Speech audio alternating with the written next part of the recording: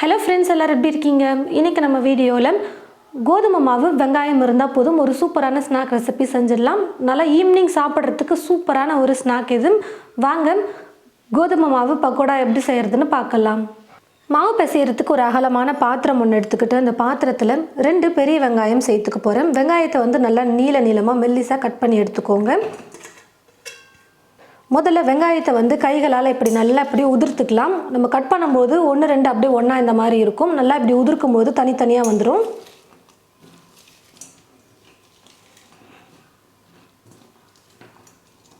இப்போது இது கூட 1/4 டீஸ்பூன் அளவுக்கு பெருங்காயத்தூள் சேர்த்துக்கிறேன்.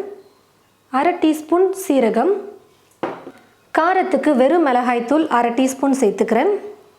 உப்பு தேவையான அளவுக்கு சேர்த்துக்கிறேன்.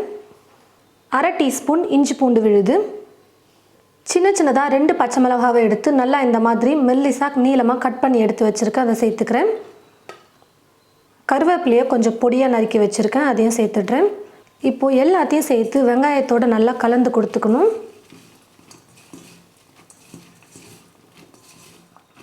எல்லாத்தையும் சேர்த்து நல்லா கலந்து கொடுத்ததுக்கப்புறமா 1 கப் அளவுக்கு கோதுமை மாவு எடுத்து வச்சுருக்கேன். அதாவது 120 கிராம் கோதுமை மாவு எடுத்து வச்சுருக்கேன். ஆனால் நம்ம பார்த்திங்கன்னா இப்போது 1 கப் கோதுமை மாவையும் சேர்க்க போகிறதில்ல. முதல்ல பாதி கப் மட்டும் நம்ம சேர்த்துக்கலாம். ஒருவேளை இன்னும் தேவைப்பட்டுச்சுன்னா எக்ஸ்ட்ரா நம்ம சேர்த்துக்கலாம். ஆனால் முழுசாக சேர்க்கக்கூடாது. எப்போவுமே பகோடாக்கு பார்த்திங்கன்னா நம்ம எடுக்கிற அளவுக்கு கோதுமை மாவு இவ்வளோ தான் சேர்க்க முடியும் அப்படின்னு சொல்லவே முடியாது. நீங்கள் கோதுமை மாவில் செஞ்சாலும் சரி, கடலை மாவில் செஞ்சாலும் சரி, நம்ம எடுக்கிற வெங்காயத்துக்கு கரெக்டாக அக்யூரேட்டாக மாவோட அளவு சொல்ல முடியாது. கொஞ்சம் கொஞ்சமாக மாவை சேர்த்துட்டு தான் நம்ம கலந்து கொடுத்துட்டு பத்தலைனா திரும்ப சேர்த்துக்க முடியும். இப்போ 1/2 கப் கோதுமை மாவை சேர்த்துருக்கேன். நல்லா வெங்காயத்தோடு சேர்த்து கலந்து கொடுத்துக்கலாம். தேவைப்பட்டதுன்னா மட்டும் திரும்பவும் எக்ஸ்ட்ரா சேர்த்துக்கலாம்.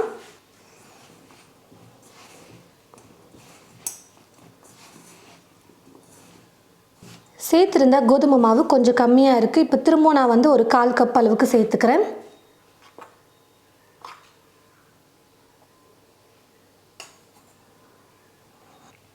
மொத்தமாக இப்போ பார்த்தீங்கன்னா நான் 3/4 கப் அளவுக்கு கோதுமை மாவு சேர்த்துருக்கேன். அதாவது ஒரு 100 கிராம் கோதுமை மாவு நான் சேர்த்துருக்கேன். மாவை வெங்காயத்தோட முடிஞ்ச அளவுக்கு நல்லா கலந்து கொடுத்துருங்க. வெங்காயத்தில் கொஞ்சம் ஈரப்பதம் இருக்கும். அதனால் அந்த ஈரப்பதத்திலே மாவை முடிஞ்ச அளவுக்கு நல்லா கலந்து கொடுத்துட்டு அதுக்கப்புறமா தான் நம்ம தண்ணி தேவைப்பட்டால் சேர்த்து மிக்ஸ் பண்ணணும். இப்போ பார்த்தீங்கன்னா எண்ணெயை நல்லா நான் சூடு பண்ணி எடுத்து வச்சுருக்கேன். சூடான எண்ணெயை ஒரு 2-3 ஸ்பூன் அளவுக்கு சேர்த்துக்கலாம். பக்கோடா பார்த்திங்கன்னா நல்லா கிறிஸ்பியாக இருக்கும். அதுக்காக தான் எண்ணெயை நல்லா சூடு பண்ணி சேர்க்குறோம். எண்ணெயை சேர்த்ததுக்கப்புறமா நல்லா கலந்து கொடுத்துட்டு அதுக்கப்புறமா தண்ணி வேணும்னா நம்ம சேர்த்துக்கலாம்.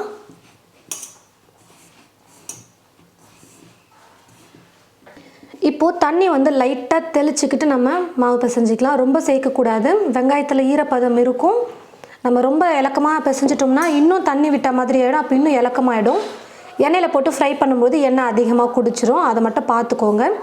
கொஞ்சம் கொஞ்சமாக தண்ணியை சேர்த்து மிக்ஸ் பண்ணிக்கலாம்.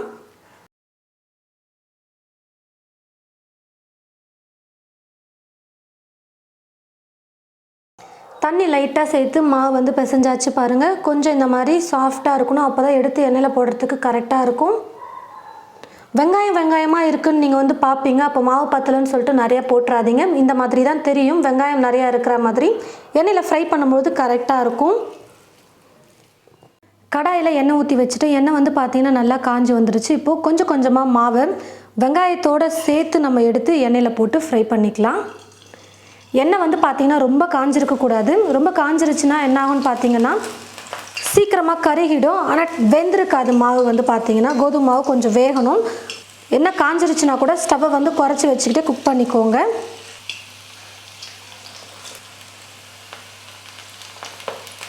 அப்பப்போ கரண்டியை வச்சு நல்லா கலந்து கொடுத்தோம்னா நல்லா வெந்து கலரும் மேலே வந்திருக்கும்.